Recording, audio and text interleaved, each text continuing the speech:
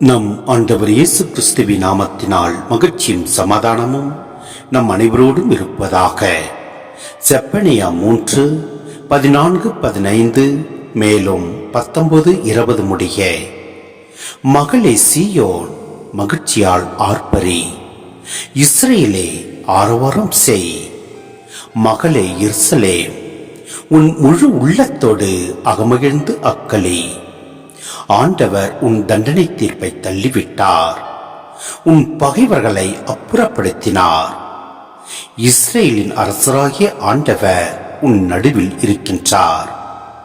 நீ இனி எந்த தீங்கிற்கும் அஞ்ச மாட்டாய்.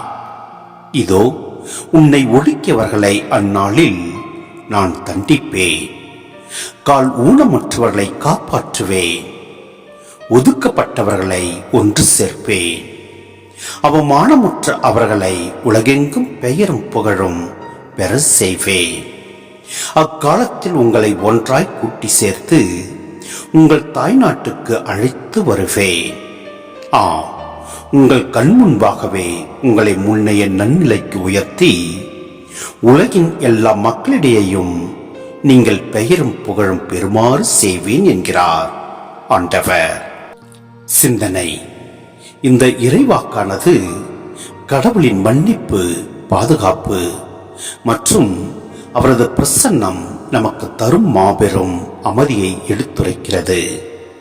நம் தண்டனைகளை நீக்கி தீமைகளிலிருந்து நம்மை பாதுகாக்கும் கடவுள் நம் உடனேயே இருக்கிறார் என்பதை இது உறுதிப்படுத்துகிறது. மேலும் ஆபத்தில் இருப்பவர்களுக்கும் ஒடுக்கப்பட்டு தவிப்பவர்களுக்கும் மாபெரும் ஆறுதலையும் விடுதலையும் தருகின்றன இவ்வசனம்.